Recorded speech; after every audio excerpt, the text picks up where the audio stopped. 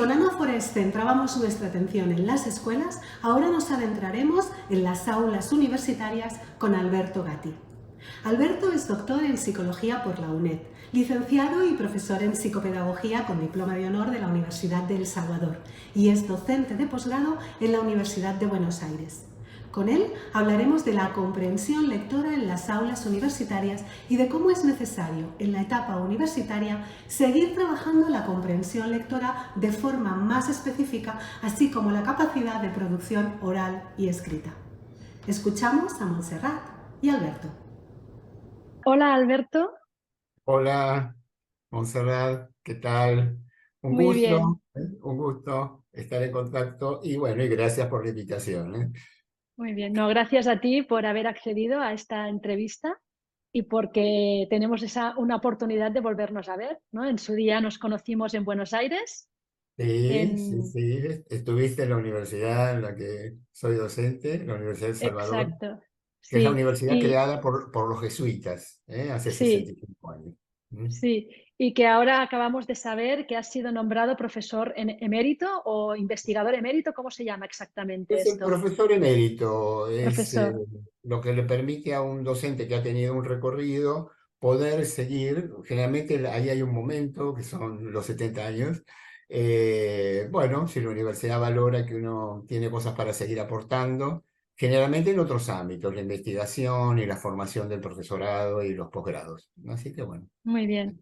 Pues cuando enhorabuena, uno, cuando felicidades. uno disfruta mucho de lo que hace, en realidad no se imagina interrumpirlo, ¿no? Sí, uno tiene que ir adaptándose a los cambios que establece inclusive los propios momentos evolutivos, ¿no? Sí. Pero bueno, mientras el cuerpo Bueno. aguante, como decimos aquí. Muy bien, pues bueno, nos alegramos primero de que te Gracias. hayan concedido pues este título, digamos, que te permita seguir colaborando y luego el hecho de que te guste hacerlo y que por lo tanto para ti esto es como un regalo. O sea que Sí, sí, enhorabuena por partida doble. claro que sí. Vale, mira, Alberto, nosotros hemos visto que lo que tú estudias, ¿no? En lo que tú te has centrado en los últimos años, es en la comprensión lectora en los alumnos universitarios. Y entonces aquí Mm, sale una primera duda. Primero, porque los que nos dedicamos a esto mayormente trabajamos con niños. Entonces, mm. cuando decimos, Alberto Gatti estudia la comprensión en grupos universitarios, entonces la voz inexperta, pero luego ya me dirás, a lo mejor sí que es experta, lo que sale, claro, es que los chicos llegan a la universidad y no entienden nada.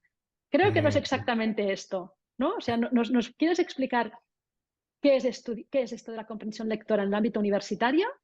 Sí, primero plantear que no es solo la comprensión lectora, sí ha sido la focalización que yo hice como tema en mi tesis de doctorado. Pero el enfoque tiene que ver con las competencias comunicativas propias del campo disciplinar que un alumno universitario, bueno, debe adquirir, apropiarse de ese registro discursivo propio de la disciplina. Por eso esto se encuadra dentro del enfoque que llamamos alfabetización académica. ¿Mm? Es precisamente la alfabetización, pero ¿por qué académica? Porque es el proceso a través del cual los alumnos universitarios se apropian de este, llamamos registro discursivo, porque allí incluimos las competencias relacionadas con la lectura, con la escritura, pero también con la oralidad. ¿Mm? Y esa especificidad, este enfoque, plantea que no se adquiere como por generalización espontánea de los aprendizajes anteriores, ¿no? Porque esto que tú has dicho, por ahí lo que va a pasar en esta conversación, que hay cosas que nos vamos a identificar, ¿no? Desde la comunidad académica española y argentina, y otras no, o sea, vamos a ver las especificidades, ¿no? Pero esto que circula, los alumnos no comprenden, los alumnos, está algo que está circulando en los ambientes universitarios, eh, y en realidad el enfoque de la alfabetización académica, que es algo que se ha desarrollado en los ambientes anglosajones, particularmente en la Argentina, ha impactado en el nuevo siglo. Y bueno, lo que precisamente se plantea es esto. La universidad tiene el compromiso de incluir en sus proyectos curriculares el modo de acompañar a los alumnos en este proceso de apropiación, porque hay algo muy propio de las disciplinas que no necesariamente uno debe confiar en la alfabetización básica que se da en los niveles primario y secundario, ¿no? Eh, a ver, también es cierto, porque yo vengo haciendo capacitación sobre el tema hace mucho tiempo, ¿no? Mm. Pero esto ya no circula tanto, pero hace unos años circulaba, ¿no? Porque hablábamos de esto, pero esto porque antes no se hacía, ¿no? Porque aparece, ¿no? No, pero nosotros esto no lo hacíamos antes. Bueno, tampoco lo hicieron conmigo cuando fui alumno universitario, ¿no? Eh, Claro, frente a eso también hay una realidad que hay que tener en cuenta, que las prácticas sociales relacionadas con las competencias lingüísticas han cambiado sustancialmente. Yo a veces le digo a profesores, cuando veo la edad y me dicen esto, digo, bueno, pero vos pensás que el alumno que tenés sentado delante de alguna manera te refleja a vos cuando estabas sentado en las aulas universitarias, ¿no es cierto? O sea que esto también hay que tenerlo en cuenta, ¿no? Nuestros jóvenes vienen y se insertan con, digamos, una relación con lo escrito, digamos, muy diferente. Bueno, las tecnologías están cambiando sustancialmente las prácticas sociales, ¿no? Entonces, bueno, como en todo proceso social que es complejo, se van sumando causas, ¿no? Sí. Eh, Y entonces, Alberto, ¿tiene esto de la alfabetización académica, tiene algo que ver con compartir significado, ¿no? De aquellos términos, aquel vocabulario que es propio de aquella disciplina o aquella manera de explicar unos resultados? Es decir, ¿tiene que ver con esto o va más Sí, allá? a ver, O... cuando uno dice registro discursivo y particularmente, o sea, yo tengo mi experiencia obviamente relacionada con mi ámbito profesional, yo soy psicopedagogo de formación de base, acá los psicopedagogos tenemos un perfil diferente a los psicopedagogos españoles, Sí, sí, ¿eh? bueno, aquí han Eh, desaparecido, ya no tenemos. La carrera de psicopedagogía ya no existe. ¿No existe en España? Eres, ¿En no, España? no la han quitado. O eres pedagogo o eres psicólogo. Ah, qué problema, para mí eso es un problema Mm, interesante discutir. Yo creo que los procesos de aprendizaje son una realidad tan compleja que por ahí necesitan una formación en la especialidad de base. Aquí lo que pasa, tal vez, bueno, por una particularidad muy argentina, de cuáles son los paradigmas así teóricos predominantes, que la psicología educacional ha quedado un poco como relegada. Y en realidad el aprendizaje es un proceso muy complejo desde todas las variables que condicionan cómo se da el aprendizaje, pero también lo que sucede cuando una persona queda fuera, ¿no? El grado de exclusión que supone alguien que no puede aprender constituye su personalidad en todos los ámbitos, ¿no? Entonces, bueno, esa es mi explicación y justificación por qué la psicopedagogía tendría que seguir existiendo. Pero bueno, sí, sí. eh, ahora estábamos hablando de... Repetime la pregunta porque ahora me Sí, desorienté. no, yo preguntaba para entender un poco mejor esto de la Era, alfabetización académica, que en el fondo yo tengo como dos grandes preguntas, ¿eh? Una es esta, para visualizar un poco qué significa. Y yo decía, tiene que ver con esto de compartir significado, de compartir terminología, porque hay terminología que es propia de la especialidad y por lo tanto no las aprendes. O sea, no es que tengas un problema de comprensión, es que tú en tus años de escolarización anterior no has tenido que lidiar con estos conceptos, con estos... tiene que algo que ver con... exactamente, exactamente, Monserrat, porque, a ver, una cosa que ha pasado es que la ciencia, la neurociencia cognitiva ha avanzado mucho en los últimos años y ha Ujú. producido conocimiento profundo acerca de los procesos. Vamos a hablar, por ejemplo, de los procesos de la comprensión lectora. ¿Mm? Entonces uno dice, qué paradoja, ¿no? En el momento que la ciencia ha avanzado más para darnos a conocer estos procesos, resulta que estamos preocupados por lo que observamos en los alumnos. Pero bueno, en realidad podemos comprender mejor lo que observamos en los alumnos, porque los nuevos desarrollos han insistido que el resultado de la comprensión tiene mucho que ver con lo que el lector sabe. Y en realidad, cuando uno Exacto, ingresa a la universidad, hay una distancia grande entre los conocimientos propios, los conocimientos previos y lo que apropiarse de la disciplina supone. Entonces, ya esto es una invitación a los diseños curriculares, porque ¿de qué manera vamos anticipando la complejidad progresiva del encuentro del alumno con el texto. Porque, por ejemplo, en el ámbito de la psicología en nuestro país hay una fuerte tendencia a valorar, y me parece bien, la lectura de las fuentes. Si estudiamos Piaget, leemos a Piaget. Si estudiamos Freud, leemos a Freud. Entonces ahí acá aparece este fenómeno que ni Freud ni Piaget escribieron para alumnos, escriben para la comunidad científica. Entonces aparece este desafío como, yo tomo la anécdota, cosas que escuché en las reuniones de capacitación de un docente que dice, yo enseño Freud y a leer Freud. De eso se trata. Es esa postura la que tenemos, precisamente para aproximar al alumno a esta complejidad de los textos. Lo que pasa que, por ejemplo, la ciencia cognitiva también nos dice que el resultado de la comprensión está muy condicionado, no solo por el lector y sus conocimientos previos, sino por el tipo de texto. Y las disciplinas tienen textos muy diferentes. Yo he podido enriquecer mi formación, digamos, mi trabajo en las ciencias humanas, con mi trabajo en las ciencias biológicas, porque trabajé en la facultad, trabajo en realidad, sigo trabajando, pero en unos años me pidieron que reorganizara el servicio de orientación y tutorías en la facultad. En este momento estoy en la carrera docente, es decir, formo a los veterinarios como docentes. Y para mí fue una experiencia interesantísima acercarme a otra disciplina, porque ahí veo la característica que tienen los textos, que por ejemplo son muy diferentes. Yo en mi tesis de doctorado trabajé con, viste que uno cuando hace estudios de doctorado tiene el desafío de ver qué no se investigó antes, ¿no? Y a veces es difícil encontrar un tema. Pero no había antecedentes de intervención en comprensión lectora con adultos. La población con la que yo trabajé eran profesores en ejercicio, algunos ya directores, entre casi 30 años y 55 años, y fui convocado para poder favorecer los procesos de comprensión lectora con adultos y en un postítulo, donde uno piensa que a lo mejor una intervención no es necesaria. Y bueno, la realidad demostró que sí.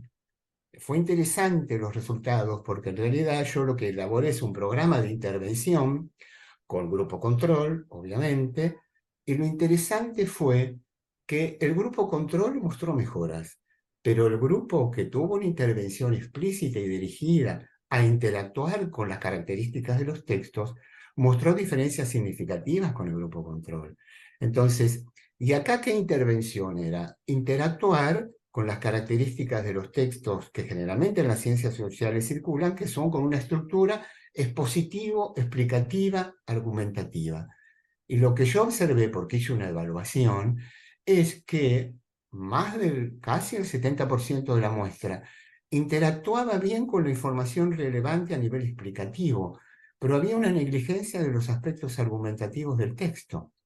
Y esto era una observación interesante, porque en las ciencias humanas poder interactuar con aquella información que da un autor, pero para justificar y fundamentar sus puntos de vista o sus tesis, es muy importante que esto sea pesquisado por el lector, precisamente para asumir una posición que le permita, ¿no?, un análisis de los fundamentos, un análisis relacionado con lo epistemológico, ¿no? Entonces, también es algo que le permite al lector adherir o establecer aquellos contraargumentos para poder entrar en cuestión con el autor. Esto en los textos que leen los veterinarios no aparece, por ejemplo. Ellos me decían, no, en realidad lo argumentativo no aparece en nuestros textos. Precisamente mi programa con esos docentes apuntó a que ellos estuvieran atentos. Es algo que la investigación ha mostrado muchísimo, que es necesario saber qué estructuras tienen los textos y que este saber a mí me ayuda a poder interactuar más eficazmente. Pero claro, esto está atravesado por la particularidad de esa disciplina.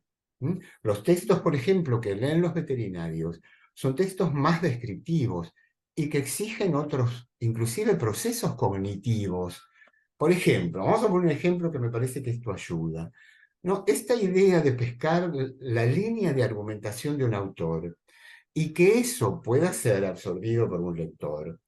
Ese lector construye conocimiento sobre el texto armando lo que llamamos la macroestructura ¿Qué es otro texto? Porque esto hay que tener claro, comprender un texto es armar otro texto, que es el que yo armo en mi mente. ¿Mm? De ahí la importancia que decimos, bueno, las inferencias son básicas en la comprensión lectora. Y sí, porque inferimos otro texto, no es el que leemos. Pero el tema es que las ciencias sociales, ese otro texto, tiene una naturaleza lingüística. Entonces, el desarrollo del lenguaje que ha tenido ese lector, desarrollo rico en todos sus niveles, le permite tener un instrumento, porque gracias a Vygotsky sabemos que el lenguaje cuando se interioriza pasa a ser un instrumento del pensamiento, y es ese instrumento que usa todo el lector para armar ese otro texto, esa macroestructura que es ese otro texto. Claro, pero si nos vamos, por ejemplo, al veterinario que estudia anatomía, nosotros trabajamos en un taller con los que ingresaban a la carrera veterinaria, ¿no? Entonces les mostrábamos el texto de anatomía en un taller, que era el texto que iban a leer a la semana siguiente, porque es la materia que cursan todos el primer año. Por supuesto que dijeron los alumnos, pero esto es chino básico. Claro, no entendían nada. Entonces, pero si uno, claro, trabajamos con una porción de texto donde había en 3 párrafos 30 palabras nuevas por los nombres de los músculos. Nombres que eran hasta difíciles de pronunciar desde lo fonológico. O sea que el alumno intentaba decir eso y la afluencia, obviamente, adiós a la afluencia, ¿no? Pero acá lo interesante también es que, más allá de esta terminología que crea la ciencia para otorgar nombre a los fenómenos, claro, por supuesto que genera una dificultad particular en los procesos de comprensión y de memorización de la información. Pero un texto de anatomía, por ejemplo, lo que genera, es que el alumno estructure una imagen mental tridimensional, que es la que le permite al veterinario auscultar a un animal, proceso que es fundamental porque los animales no hablan. Ese es el problema que tienen los veterinarios, ¿no? Entonces, ahí vemos un proceso que no está tan sustentado en lo lingüístico, sino en imágenes mentales. Son textos que llenan de dibujos y gráficos para que el alumno pueda, obviamente, pero ahí hay una abstracción, porque es bidimensional la imagen. Y en cambio la representación que tiene que ser el alumno es la tridimensional. Por eso es, por ejemplo, por eso es tan importante la mesa de anatomía, donde el alumno interacciona con el cuerpo para poder construir esa imagen. Este tema, que lo que la ciencia cognitiva nos dice, es algo que es importante que maneje el profesor, porque con ese profesor lo que le tenemos que preguntar es, pero entonces, ¿cuándo conviene que el texto aparezca? ¿En qué momento? Porque lo que yo observaba, que el profesor decía, lea el texto para la próxima. Pero bueno, tenemos que tener en cuenta que es un texto que al alumno le va a parecer chino básico, como otro lenguaje. Entonces, acá también están las decisiones docentes, didácticas, que también favorecen el encuentro con el texto, porque el encuentro que tiene que tener el alumno con el texto tiene que ser fluido, ¿no? Entonces, ¿en qué momento tiene que aparecer?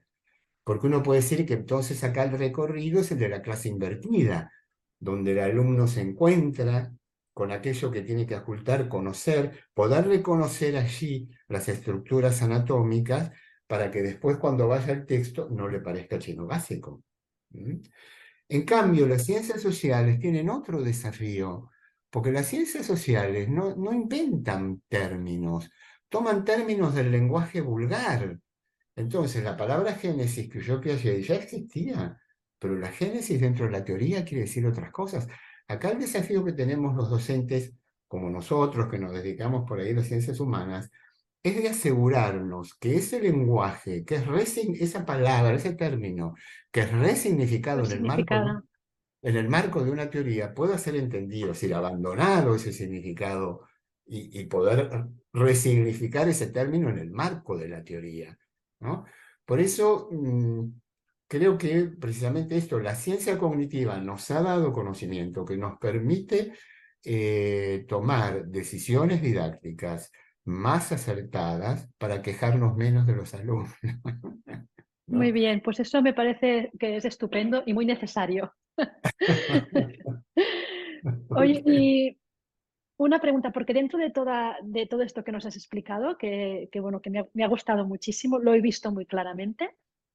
Hay como una parte que es la de adquisición y luego hay una de producción. Y supongo que todo es un continuo, ¿no? Y que está relacionado, que sería la práctica lectora con la comprensión lectora y luego la producción oral y la producción escrita. O sea, por un Absolut- lado tomamos y por otro lado el estudiante tiene que dar, ¿no? Absolutamente, absolutamente. Y la articulación, porque decíamos, bueno, de competencias lingüísticas.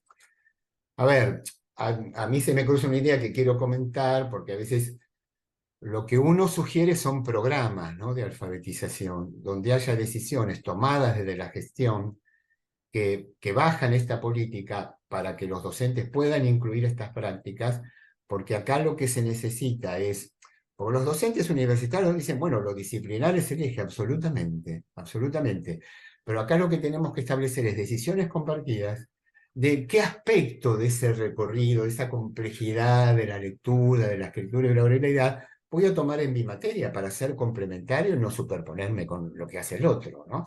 Esto es importante aclararlo, ¿no? Para que entendamos que se está proponiendo decisiones que tienen que ser tomadas desde la cátedra, pero con un criterio global que permita la organicidad que hace posible que cada uno aporte este aspecto, pero vamos trabajando todas las competencias a lo largo de la articulación de las materias, ¿no? Porque claro, uno pone foco en la lectura, sobre todo en los inicios de la carrera, y la posibilidad de comprender, porque en las competencias de escritura, la lectura es fundamental, ¿ah? Es condición necesaria para las competencias escritoras, no suficiente, ¿no? Porque partimos de que son procesos imbrincados, la lectura y la escritura, pero con su propia especificidad, ¿no es cierto? Entonces, pero, a ver, la psicología cognitiva plantea que, bueno, el proceso de escritura supone mucha lectura, ¿no? Porque eso es lo que enriquece los conocimientos que alguien necesita para poder escribir. Pero también el conocimiento sobre los textos, esto que decíamos de las características textuales, también es fundamental para ese proceso de reflexión, que es esa anticipación que hace el escritor. Pero también esa lectura no solo de las cuestiones que hacen a mis conocimientos y sobre los textos, sino sobre mi propio texto, ¿no? Yo leo mucho mi propio texto y lo reviso. ¿Mm? Hay toda una línea muy interesante, esto también viene en Estados Unidos, esto está muy instalado, que es lo que se llama el WAC, ¿no? Writing Across Curriculum, ¿no? Enfoques de formación de los alumnos universitarios que se basan exclusivamente en la escritura. ¿Mm? El avance es en proyectos, en tareas que supongan escritura a lo largo de toda la formación. Eso no está, por ejemplo, no está tan claro, por ejemplo, en las universidades de Argentina, esto que los del UAC defienden fuertemente, que es el valor epistémico de la escritura, ¿no?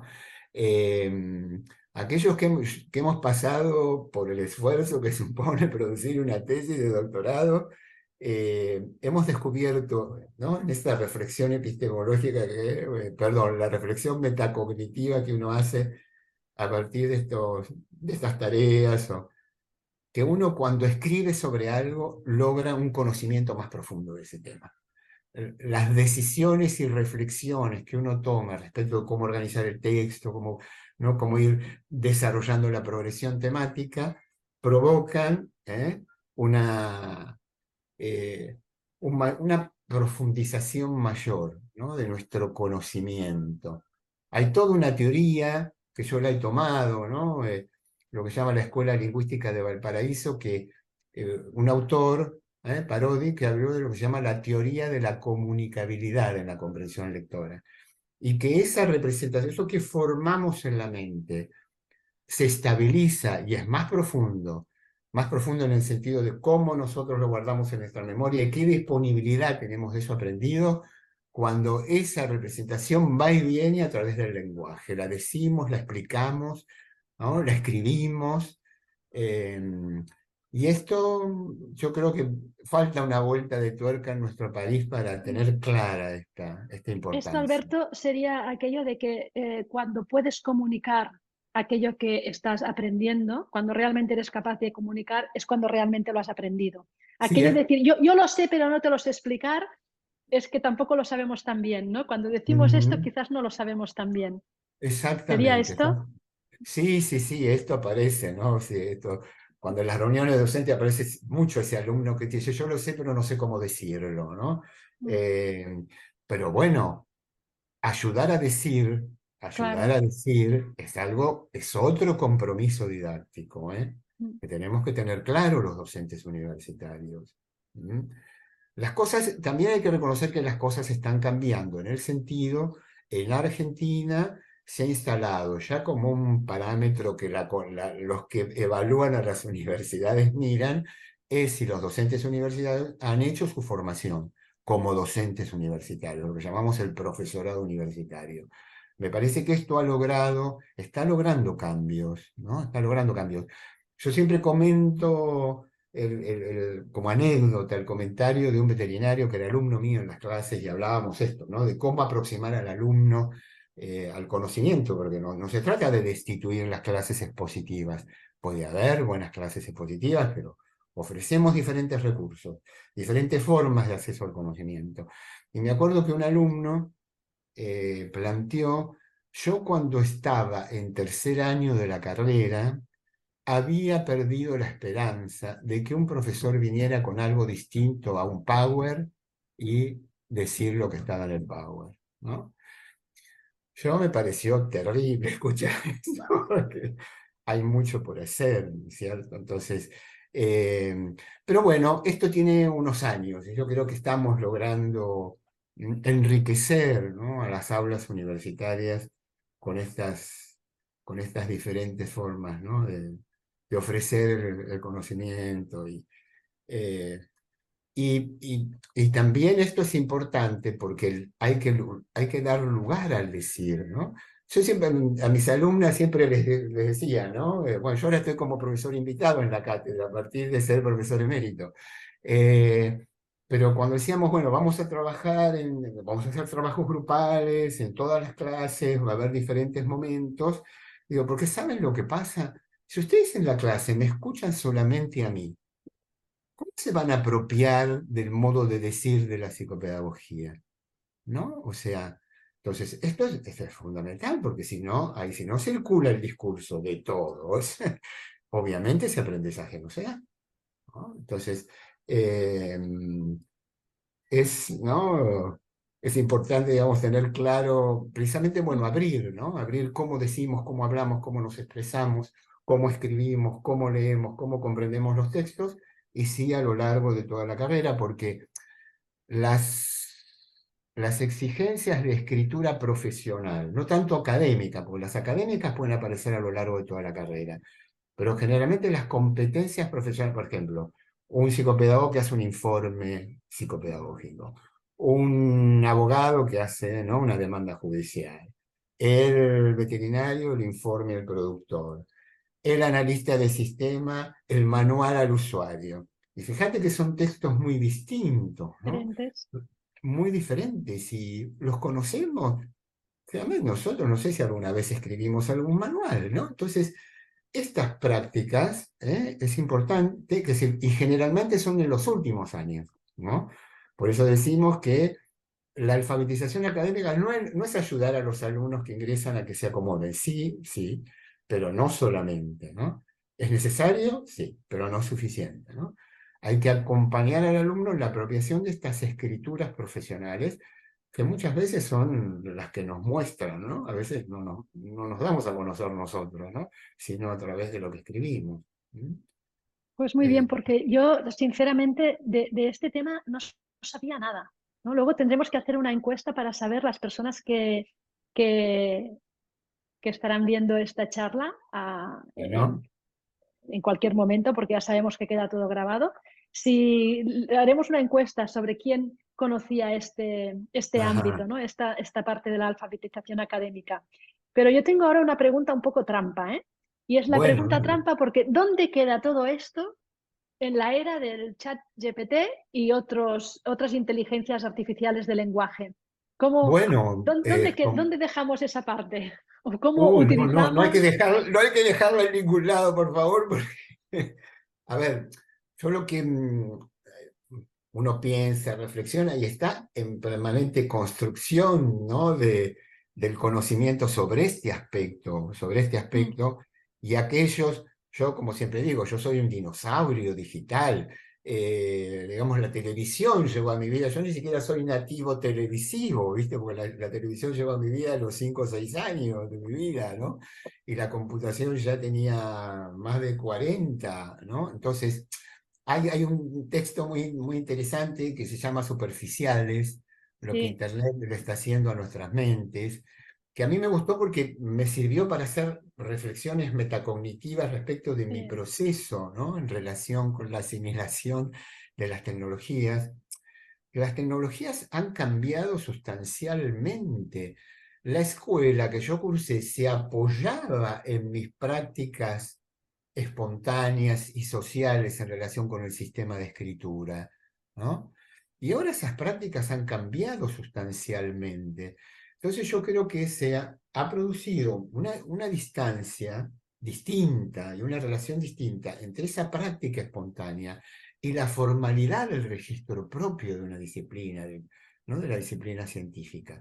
Entonces esto hay que tenerlo claro, ¿no? Porque me parece que eso nos interpela como docentes. O sea, yo creo que hay algo básico, ¿no? Dos cosas básicas, ¿no? El a ver, alumno que está sentado es una invitación a tomar decisiones. Porque si uno se queja, quiere decir que en la mente tiene un alumno distinto al que tiene delante. El alumno que uno tiene delante es el que lo lleva a uno a pensar, bueno, ¿cómo resuelvo esto que observo en el alumno? ¿No? Porque esa distancia también tiene que ver respecto del vocabulario que manejamos. ¿M?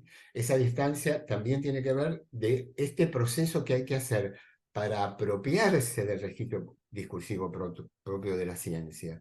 Porque lo que eso ha cambiado es el posicionamiento del alumno respecto de la escritura.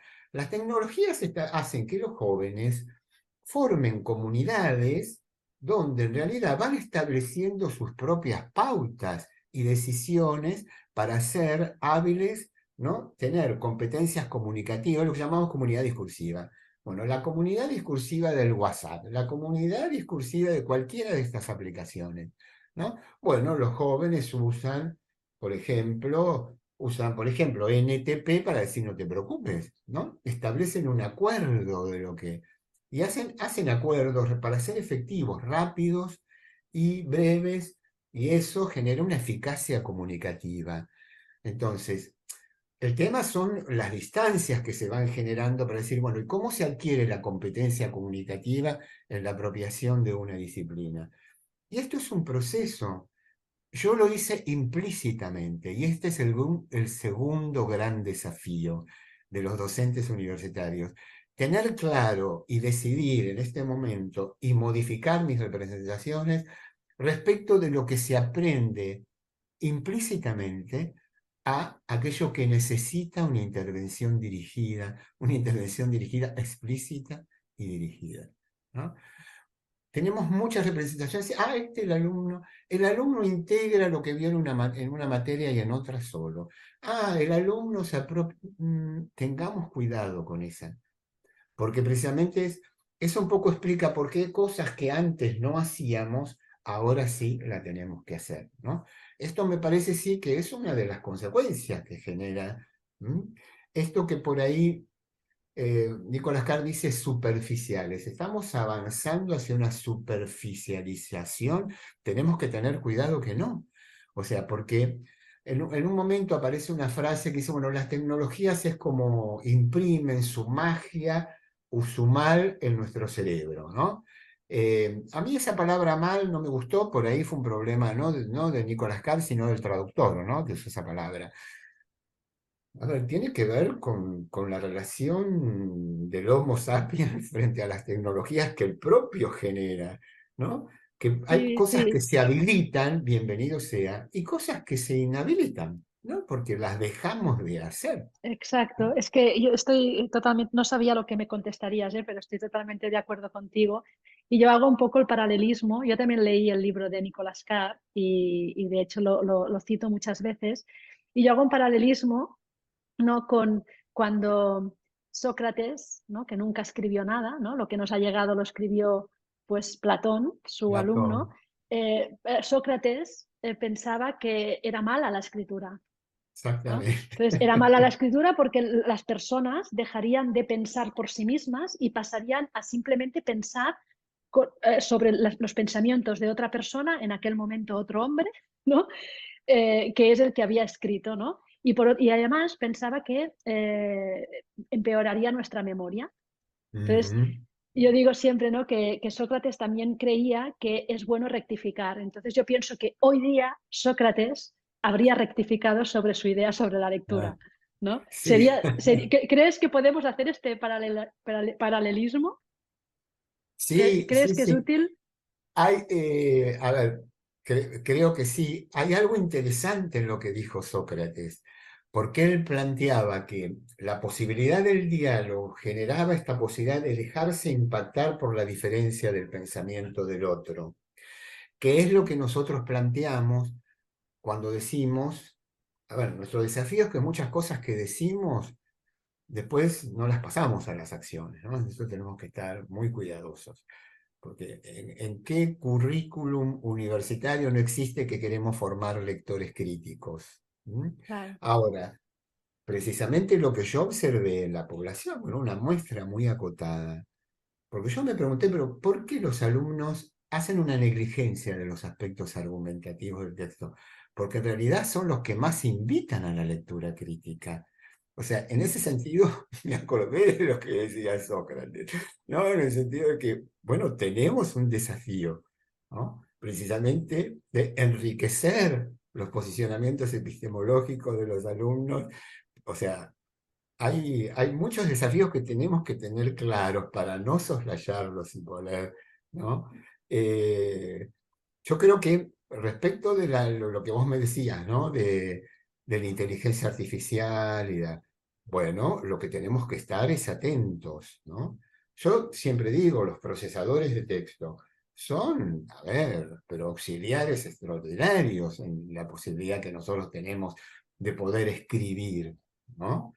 Bueno, aprovechemos este recurso para no, bueno, a ver, para no resignar habilidades que creemos que son fundamentales, porque si precisamente Ujú. lo que tenemos que discutir es si estamos de acuerdo con que la escritura tiene un valor epistémico, bueno, no tenemos que sacrificar el conocimiento profundo, eso no lo tenemos que sacrificar. Entonces, ahí también hay una invitación a aquellos que gestionamos la enseñanza de estar atentos a cómo evitamos esto, ¿no? Muy bien, muy bien. Yo ahora voy a cambiar de tema Sí, porque he estado viendo una cuestión sobre el método psicogénico, ¿no? Basado en sí. las etapas del desarrollo de Piaget, y parece que los nuevos conocimientos de la neurociencia están como poniendo en duda algunas de estas bases. Entonces, mi pregunta ¿es realmente así? O sea, ¿realmente lo he entendido bien, que estamos poniendo en duda algunas bases de Piaget? Y si es así, ¿de qué manera habría que revisar ciertas prácticas docentes que están basadas en en la psicogénesis? Claro que sí, porque la ciencia avanza, ¿no? A veces el problema es que los grandes pensadores generan seguidores, cuando se mueren, generan seguidores que establecen un endiosamiento de los, ¿no? Entonces, de los grandes maestros, ¿no? Entonces, porque uno sí piensa que la ciencia avanza, la psicología genética obviamente que tendría que, ¿no? Cuestionarse a sí misma. Ujú. Es como una cosa obvia, sin embargo, ¿no? No, bueno, eh, sí, sí, sí, a ver, yo hice una publicación en el 97 que, bueno, ahora la tengo en mi sitio web revisada porque el libro se agotó, después no lo reeditamos, yo revisé esa publicación, pero en esa publicación yo integraba los aportes de un epistemólogo, Castorina, pero que él podríamos decir, es un desarrollo post-piagetiano, es en el marco de la psicología genética que él analiza el pensamiento formal y incluye las investigaciones posteriores, estoy hablando de la década del 80, de la década del 90 sobre todo, que plantean algunos cuestionamientos respecto al pensamiento formal, que es algo que nos interesa porque estamos hablando de la formación universitaria, ¿no es cierto? Entonces, lo que precisamente se ha comprobado que no es que el desarrollo es espontáneo, ¿no? Se avanza, avanza, avanza, ¿no? Y llegamos al pensamiento formal. No, no todos los sujetos se estructuran en el pensamiento formal. Por eso Castorina dice, lo que hay es un potencial combinatorio, pero que ese potencial combinatorio se efectiviza, se pone en acto según las oportunidades relacionadas con los problemas que se nos presentan, con las decisiones que tenemos que tomar para resolver esos problemas. ¿Mm? Y ahí, bueno, aparece Vygotsky, ¿no? Que dice, bueno, el Exacto. aprendizaje universitario es especialmente pertinente, y acá hay otra cosa que los docentes tienen que tomar conciencia, de que esto tiene que ser formado a partir de las intervenciones, ¿no? Yo recuerdo, creo que las anécdotas ayudan. Reunión de investigación con docentes de una cátedra. Ellos se adherían al programa de alfabetización académica. Entonces, decíamos, el paper tiene que circular en la formación. Si además Claro. los veterinarios te dicen, nosotros nos recibimos y no leemos nunca más un libro. Lo que leemos son publicaciones científicas. Entonces, ¿cómo el paper no va a estar a lo largo de la carrera? Bueno, organicemos entonces, trabajar con los papers. Entonces, claro, en un momento yo digo, bueno, pero sería interesante poner en juego cómo pensó el investigador, qué variables identificó, cómo las manejó, precisamente para que el alumno podamos desarrollar este modo de pensar. Yo le pregunté a los docentes, ¿ustedes piensan que el modo de pensar de la ciencia del científico, los alumnos lo tienen? Fue una pregunta que los dejó paralizados, como que me miraron diciendo, ¿cómo? No, no, no, claro, esto no es que los alumnos vienen con eso. Esto lo tenemos que formar también. Y lo formamos a partir de la propuesta. Bienvenido el paper, pero la idea es también cómo implementarlo, ¿no? Claro. Precisamente para desarrollar estos modos de pensamiento. Y bueno, esto es post-piagetiano. A ver, yo quiero decir una cosa, ¿no? Mi relación con la teoría psicogenética. Alberto Gatti no ha encontrado hasta el momento un marco teórico tan potente como la psicología genética para explicar cómo la inteligencia funciona. Puede ser que exista, yo no lo conozco, pero esta idea de las invariantes funcionales, la teoría de la equilibración, me siguen pareciendo muy potentes para explicar cómo funciona la inteligencia. Pero hay muchos aspectos de la teoría piagetiana que han sido cuestionados, como este que te comenté, como también esta idea sobre la inteligencia sensoriomotora, que eso fue un aporte interesante, muy interesante de Piaget, pero hay muchas investigaciones que muestran que el mundo perceptivo del bebé no es como lo imaginábamos hace años, como un caos, ¿no? Que hay condicionamientos genéticos que generan algunas estructuraciones básicas que posibilitan esa acomodación inicial al ambiente que recibe el bebé. ¿Mm? Pero bueno, también ha habido enriquecimientos. La teoría de Karmilov-Smith, ella precisamente fue la que intentó poner en diálogo el innatismo de Fodor con el constructivismo piagetiano. Y en esto es interesante porque yo creo que lo que se ha lo cuestionado de la teoría de los estadios, yo uso la imagen de ola, ¿no? Es como una ola que va avanzando y se irradia sobre todos los dominios de conocimiento, ¿no? Cómo el sujeto estructura el espacio, cómo estructura el mundo físico, cómo estructura el lenguaje. Y esta impronta fodoriana, que yo llamo, porque también la teoría de Fodor ha tenido muchas críticas, ¿no? Inclusive de las propias neurociencias, esta idea de no mirar el sistema cognitivo a la Piaget, ¿no? Es decir, como que si se altera algo, se desequilibra el sistema, ¿no? Ahora miramos el sistema cognitivo multicomponencial más de un modo fodoriano, donde hay un elemento que se puede alterar, pero eso no necesita que el resto de los componentes se alteren, ¿no? Entonces, bueno, vemos que como toda la ciencia y las teorías tienen que ser móviles, ¿no? Abiertas, a ser enriquecidas, cuestionadas, ¿no? Sí, Eh, sí, es obvio porque además así es como avanza la ciencia, ¿no? O sea, Claro, es la manera que claro. tiene la ciencia de avanzar, es esta. Y creo Muy bien. que el pensamiento, una idea más, el pensamiento Sí, formal, sí. no la descripción estructural de Piaget, ¿no? Bueno, la estructura articulado, grupo, sino este aspecto más funcional.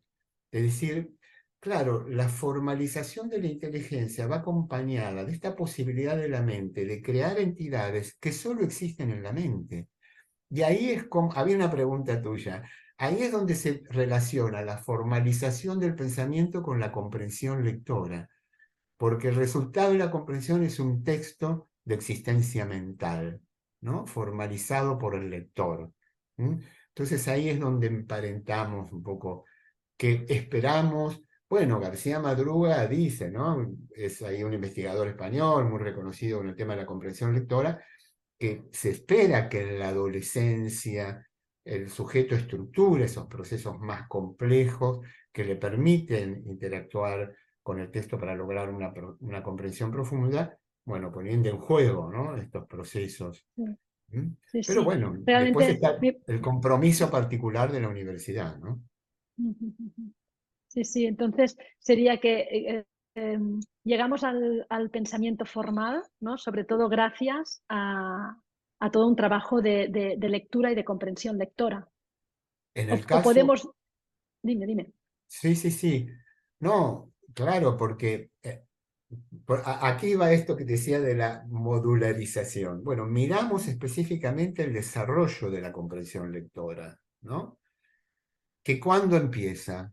Y empieza con el desarrollo del lenguaje y en esta necesidad que decimos, acá insistimos, de las narraciones con los chicos a los 3 4 años. Ahí empieza el desarrollo de la comprensión lectora. Ahí podemos abrir inferencias con los chicos a los que le leemos cuentos, como abre la docente de primer ciclo cuando está facilitando la apropiación del sistema, la afluencia, las reglas de conversión grafema-fonema. ¿Mm? Es un continuo, ¿no? Esto que decimos. ¿Mm? Por eso no hablamos nunca de periodos críticos. No hay el cerebro es sensible a todo lo que va pasando. Desde ese juego vocal que ya está de alguna manera condicionando uno de los niveles del lenguaje, a cómo los niveles del lenguaje se van, el lenguaje oral, me estoy refiriendo, enriqueciendo, para que después ese enriquecimiento empiece a jugar como con ese instrumento del pensamiento que permite armar el otro texto, ¿no? Por eso siempre decimos, desarrollamos las habilidades decodificadoras a lo largo, ¿no? Bueno, de esto vos sabés mucho más que yo, ¿no? Sí, También sí, es un continuo, ¿no? De esa sí, sí, afluencia, sí. de esa capacidad decodificadora, esa capacidad de comprensión, ¿eh? Y que cada Sí, nivel tenemos. educativo se tiene que hacer cargo de lo que le toca. En Corazón Lector, este año tenemos una entrevista a David Bueno, que es este Ajá. genetista de la Universidad de Barcelona, que han hecho que nos va a hablar de un, eh, bueno, que nos ha hablado ya, un estudio que han hecho sobre los beneficios de la lectura en voz alta, ¿no? Y empieza Mm. por ahí, dice a los niños de 2, 3, 4 años hay que leerles, ¿no? Porque ya pueden empezar a aprender vocabulario, a hacer inferencias, a captar la prosodia, a hacer hipótesis de lo que va a pasar después, que todo esto son herramientas que luego van a necesitar aplicar en su propia comprensión lectora, ¿no? Absolutamente. Y estamos insistiendo mucho aquí porque estamos bastante preocupados por lo que estamos observando, ¿eh? Y, bueno, tú te has enterado seguramente, desgraciadamente, cómo los niveles de pobreza han aumentado en nuestro país, pero no es solo en esos ambientes, ¿eh? No tiene que ver con esto. Algo está cambiando en las interacciones comunicativas en las familias, ¿no? Entonces, esto tenemos que decirlo a viva voz. Porque es fundamental, bueno, si no queremos renunciar a aquellos que nos ha constituido como sapiens y que fue una de las invenciones más, ¿no? más extraordinarias, ¿no? de la Sí. cultura humana. ¿Mm? Y esto entonces estamos hablando sobre todo de la interacción dentro de la familia, porque Exactamente, en los colegios básicamente la interacción sigue siendo la de siempre, Es un compromiso familiar, claro, Es un compromiso absolutamente. familiar. Sí, sí, sí, Bueno. sí. Muy bien, Alberto, pues yo no tenía más preguntas. Evidentemente que sé que se te pueden preguntar muchísimas más cosas, pero para No, esta entrevista no tenía más preguntas, pero quería dejarte el micro por si tú quieres comentarnos alguna cosa que quizás no te haya preguntado y que crees interesante compartir. bueno, te comenté que eran preguntas realmente muy abarcativas y creo que hemos realmente abarcado, no, un comentario que, bueno, tiene que ver con la identidad profesional de uno. Yo creo que he repetido mucho en este encuentro el compromiso docente, el compromiso docente, el compromiso docente. Bueno, yo elegí a los 12 años ser educador. Tengo una motivación muy intrínseca con la docencia, ¿eh? Por eso esto de mérito, digo, bueno, bienvenido sea, porque puedo seguir en carrera. Tuve una docente que una vez me dijo, cuando uno se relaciona desde una relación amorosa, ¿no? ¿No? Si vos, tu profesión es como un amante y te da satisfacciones y hay frutos, ¿cómo vas a querer dejarla? Muy bien, muy bien. Entonces, Bueno, algunos tenemos suerte de poder vivirla así, no todo el mundo, pero bueno, en esta profesión nuestra creo que hay mucha vocación y por lo tanto sí que hay muchas personas que lo viven, afortunadamente, que lo viven así. Pero no todo el mundo y, tiene la suerte. no, no, no, yo sé que, sé que es muy providencial Sí, poder decir esto, pero bueno, sí exacto. creo que aquellos que asumen el rol docente tienen que ser conscientes, en este caso del ambiente universitario, los desafíos particulares que eso supone. Y enriquecerse de la formación de la psicología, que es una de las ciencias de la educación, precisamente para tomar decisiones acertadas y poder favorecer buenos aprendizajes, que de eso se trata, ¿no? Muy Así bien. que... Bueno, yo sé que eres muy buen docente porque me lo han dicho muchas personas en Argentina y que eres muy querido, por lo tanto, esto de ser emérito seguramente tiene todo el sentido y la razón del mundo. Pues Alberto, terminamos como hemos empezado. Espero que nos podamos volver a ver. Sí, sí, Eh, si viajo a Barcelona te voy a ir a visitar. vale, yo la próxima vez que venga a Buenos Aires, que ahora hace mucho que no vengo, pero yo Dale, dale. adoro Argentina en general, Ya lo sé, adoro ya lo sé. Argentina, ya lo sabes, ¿no?